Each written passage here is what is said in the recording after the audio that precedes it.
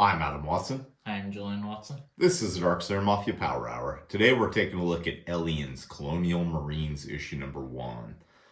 I chose to look at this one just because that cover is badass looking. Yeah. The whole idea of an alien sucking on a grenade, I love that. Yeah. So before we get into this, did you know that we post videos every single day at 9 a.m. Pacific time? If I didn't before, now I do. Yeah. It's crazy. This is written by Chris Warner, penciled by Tony Atkins. Paul Guinan is layout and inks. Clem Robbins did the letters. Matt Hollingsworth did the colors. And Robert Mentor did the cover art. So it has dialogue running throughout the entirety of this. Yeah. That I guess is necessary. It's a whole conversation between some guy and his dad. The conversation is pretty... Yeah. It's not really necessary, it doesn't feel like. It's just about how he feels like his kid is rebelling against him, but you never really get to know by doing what, I guess just being in the Colonial Marines or something. Yeah. And apparently the dad's such a dick that he didn't even attend his wife's funeral. Yeah. So, son's pretty pissed off about that. Beyond and besides that, there's not really much to say about this dialogue that just runs through this whole thing. Yeah, it's very flat. Yeah, I don't know who these guys are exactly, but they're shooting toxic waste into space. I wonder if the writers on Futurama were inspired by this at all. And apparently they need to get rid of all the toxic waste because guys from corporate are going to be visiting their space station at some point and they need it to look nicer than it currently does. I actually do find that kind of funny. Yeah. But there is so much needless dialogue in this. Yeah, just a wall of text. Yeah, they're trying so damn hard to give characters that are basically throwaway characters some personalities that we care about. Yeah. And to me, it doesn't work at all. Yeah, they still turn out flat. Yeah, they're flat, one-dimensional characters. I don't give a shit about anything that they're saying. Yeah. But this looks cool. Yeah. So apparently this ship isn't scheduled to dock. And then we get some dialogue that's a little bit better. They want to make sure everything's decontaminated on the ship because apparently the last one that docked with them had some sort of green spores that got into their air filtration system and stunk the place up for months. I kind of find that funny. Yeah. But if you have ever seen or read anything Aliens, you know exactly where this is going. And they actually waste no time getting to it. Yeah. Couple of pages in, and we're already seeing a hive of aliens. Yeah, I'm okay with that. Yeah. Cool double page spread. Yeah, the aliens look sick. Yeah, this one is kind of funny. Yeah. Like, what the fuck is he doing? I like that some of them are just upside down, and then there are others on top of each other. It's like, these things act like homicidal chihuahuas at times. So then we get the character who's actually talking to his dad. So apparently throughout the whole thing up until this point, we haven't actually seen the guy who's been talking to his dad. And then we just get a ton of needless dialogue about what's going on between the two of them. Yeah. I feel like this top panel is just so bad looking. Yeah? Yeah. The one that's in the background? I don't know. It's just like... It's so awkward looking with the square that... When I first saw it, I didn't really know why it was there. I thought... Do you mean this square? Yeah. Oh, that's to show that this is where the character is who's talking. Yeah, I know that now, but like... Oh, okay. I feel like they could have just done a full up where the guy is. Yeah, Yeah, they could have, but they're trying to show you the huge, massive space station that he's on and how he's just inhabiting one small little room. Yeah, I get what they were doing in this. I also get what your complaint is. Yeah. To me, I read it easily, but then again, I've read thousands more comics in my lifetime than you have. Yeah. So that makes sense. I do like the device he's talking to his dad on is this massive, huge intercom thing. Yeah. Like, apparently in the future, we backtrack a little bit from tablets and smartphones. They had the idea right. This is, FaceTime. We've Yeah. seen FaceTime and all kinds of comics and everything of those time periods, right? Right. But not quite. Like, this has play buttons and fast forward and rewind buttons. What are those for? Is this just like a messaging device? Is he actually talking to his dad, or did his dad just leave a message on this thing? Maybe a message. Yeah, I'm not sure. I'm not sure if he's actually talking to him or if it is just a message. But either way, it does crack me up because, we were so close with what we thought in all these old sci-fi comics, books, movies, all this kind of stuff, but they improved on it a little bit. Yeah. So he's throwing the device right at the door as a superior officer comes in, and his superior dresses like a real fucking idiot. Yeah. What the hell is this outfit? Why does it have like these weird stripes underneath them? And what's with these white things on it? I don't know. I'm sure it's based off something, but it just looks dumb. Yeah. She looks slightly better in hers than he does. I don't know why. I just think so. But basically, this guy's shown up to tell him that because of who his dad is, he's going to be going up into space with Colonial Marines instead of getting in trouble for beating the shit out of a guy who it damn well sounds like deserved it. Yeah. Yeah. So anyway, he does the right thing and beats the shit out of him for it. But apparently it's far from his first infraction since he's been in the military. He's doing all kinds of bad shit, according to them anyway.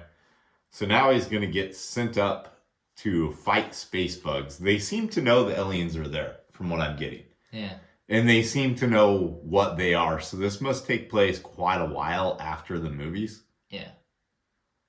Back on the space station, I don't remember which of the two guys these guys are.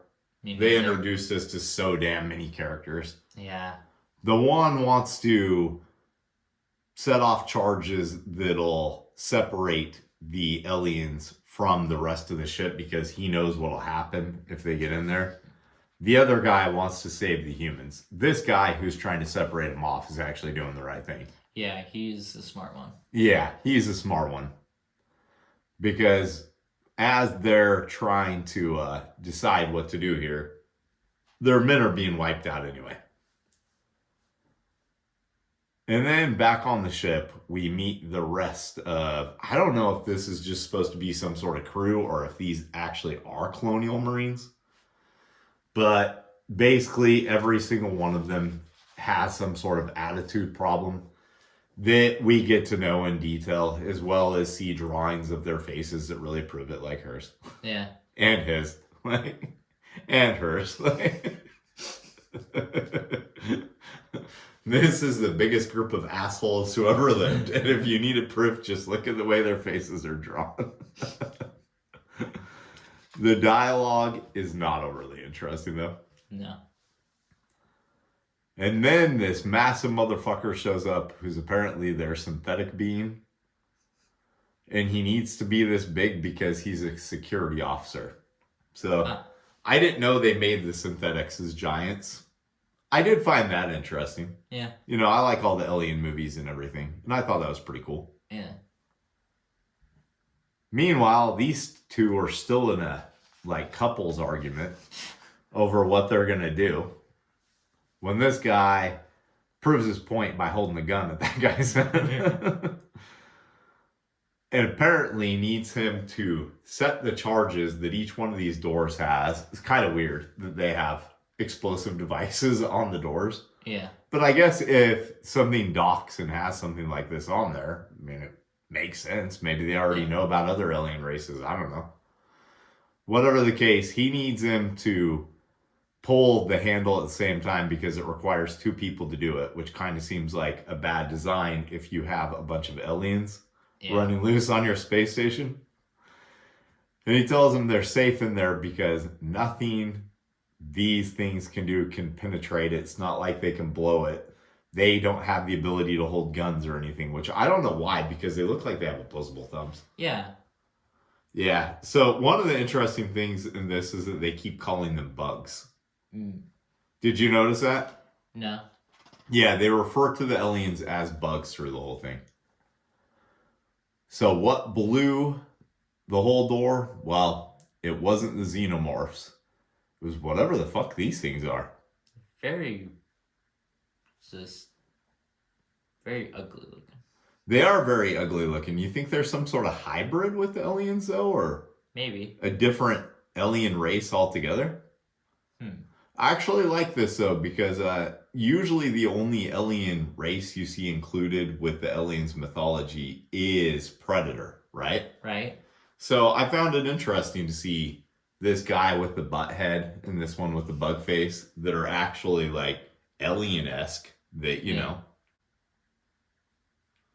They have that kind of alien exoskeleton look. Yeah, but I don't know if it's actually literally armor they're wearing, because they don't have the same looks to their faces, you know, like he's got these shielded eyes, and it looks like it might be some sort of actual like helmet type thing. Yeah. But then their necks and everything definitely make them look like they are some sort of alien species. Yeah. So whatever the case, the xenomorphs seem to be following their command. Yeah. And this is probably the first thing I actually found truly interesting in this whole comic. Yeah. Yeah. So then, back with Colonial Marines, something a little less interesting.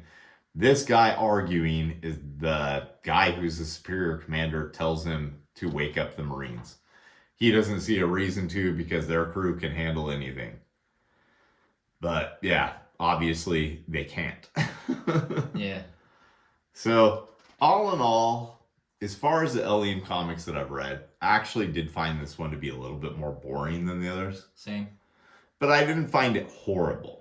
It wasn't so bad that it, you know, I would still check out the rest of the series. I understand that there was a lot of setup going on in this, right? Yeah. This is a comic very worthwhile. Oh. Yeah, you should check that out if you ever get the chance. All right. This I don't know, but I actually do like the artwork on that. That's a cool Predator cover. Yeah. I own this, but still haven't got around to reading it yet. Huh. Maybe we'll take a look at it for Halloween. All right. There's some cool covers here, but that's horrible graphic design to sell it. Yeah. Yeah. Propeller Man. We should take a look at that book just to see what the hell it is. I've had that in so many 50-cent bins.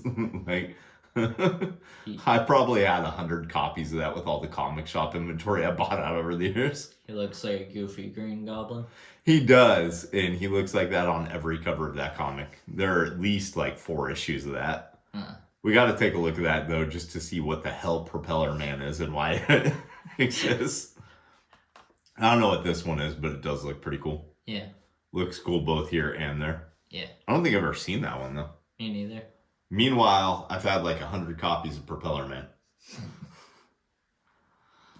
Yeah.